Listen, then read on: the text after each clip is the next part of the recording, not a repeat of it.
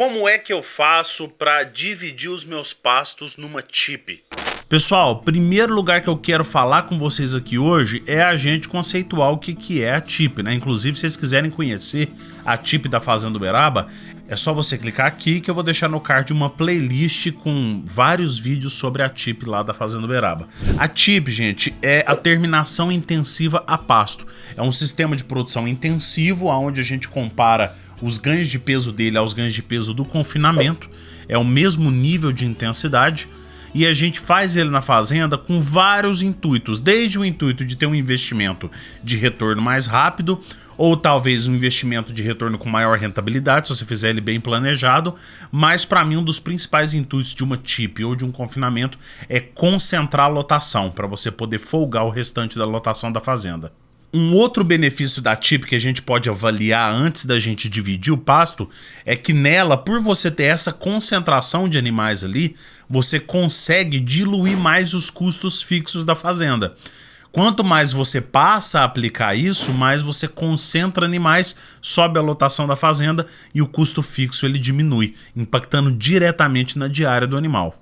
Para a gente poder dividir o pasto da nossa chip, é interessante a gente saber o como a gente quer dividir, baseado em qual sistema de manejo de pastejo. Nós temos 3 sistemas comuns que a gente vê por aí, né? Existem outros aí que o pessoal lança cada vez mais um atrás do outro, mas os principais são o rotacionado, o pastejo contínuo e o pastejo alternado, né? Onde o pastejo rotacionado é aquele pastejo onde os animais giram por um período dentro de cada piquete dentro do mesmo módulo. Então a figura mais tradicional que a gente encontra do rotacionado é um quadrado com uma cruz no meio dele, onde os animais giram em cada um desses piquetes por um período até voltar para o primeiro novamente. Grande benefício que a gente tem desse sistema é que você aumenta a pressão de pastejo num piquete só, diminuindo a competição por folhas. Então você aumenta os benefícios para o pasto.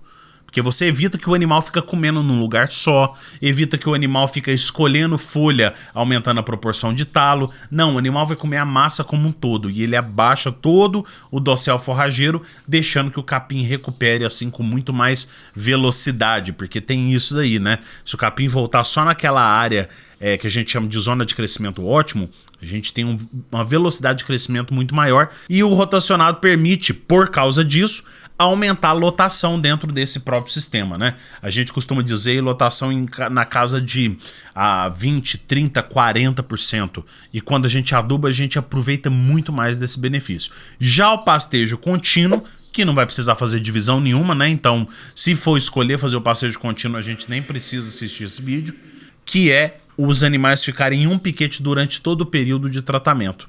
O grande benefício é o quê? É fácil de mexer.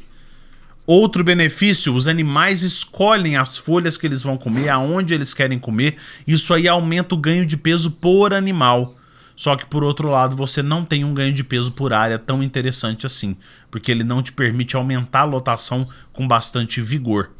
Por isso, eu gosto muito do pastejo alternado, que é o meio do caminho entre esses dois. Você beneficia o ganho por animal e beneficia o ganho por área também, porque você tem um aumento de produtividade por causa de um ligeiro acréscimo na pressão de pastejo que você coloca em um dos dois piquetes. Basicamente, o tempo que ele vai ocupar um piquete é o tempo de descanso do outro, e aí ele alterna entre os dois. Podemos dizer assim que é um pastejo rotacionado de 2 piquetes, né? Dito isso, como que eu vou conduzir uma divisão de pastagem da maneira correta no meu sistema de produção? Primeiro lugar de tudo, eu vou escolher o módulo onde eu vou trabalhar. Geralmente é um piquete grande que tem na propriedade, né? Às vezes sua propriedade ela é dividida em vários piquetes de 40 hectares cada um. Eu vou escolher um desses piquetes e eu vou montar um módulo nele para eu começar a dividir a partir dele. Vamos supor que o piquete de 40 hectares ele vai virar 4 piquetes de aproximadamente 10 hectares. Ou no caso do alternado, ele vai virar 2 piquetes de 20 hectares cada um. Por que eu falo aproximadamente 10 hectares e nesse último caso eu falaria aproximadamente 20 hectares? Porque a gente tem que contar a área de alimentação dos animais. Dependendo do tamanho dessa área de alimentação, ela equivale a 0,2 até 0,5 hectares. E por causa dos corredores, caso a gente precisar colocar corredor no sistema de produção.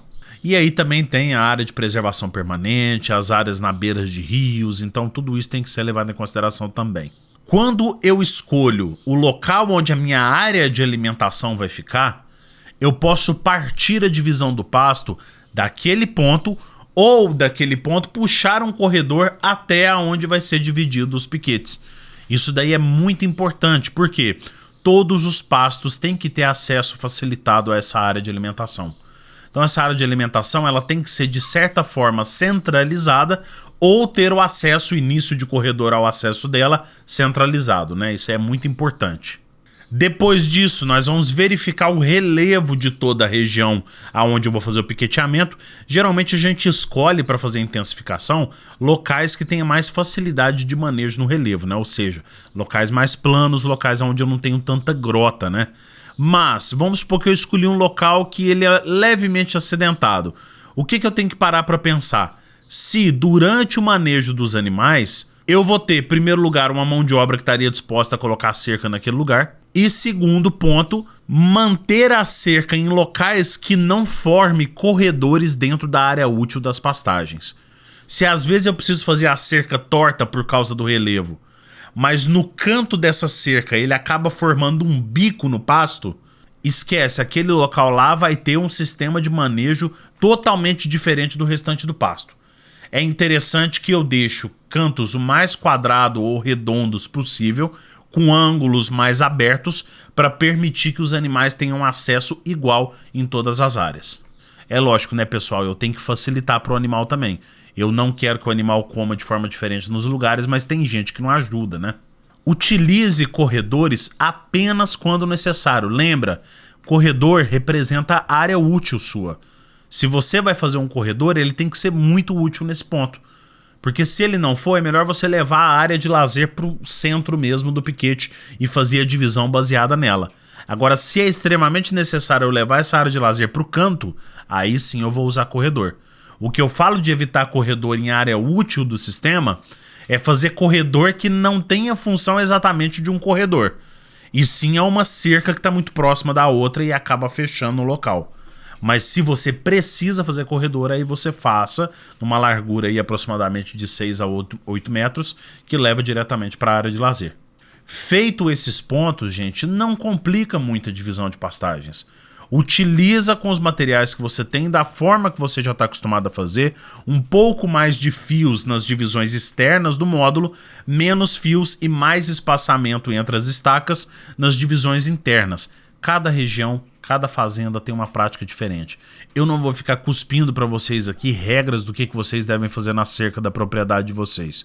Vocês conhecem até mesmo outros influenciadores que falam bastante sobre estrutura, pode seguir os conselhos deles, mas o que eu falo para vocês está relacionado ao manejo do pastejo. Relacionado a tudo isso que eu falei para vocês, eu vou preparar um resumo e deixar disponível para vocês no primeiro link que está aqui na descrição. O que você acha? Você quer pegar esse resumo? Então é só clicar nesse primeiro link aqui e fica lá para você. Espero que você tenha gostado desse vídeo. Te vejo no nosso próximo vídeo. Um forte abraço e até a próxima. Tchau, tchau.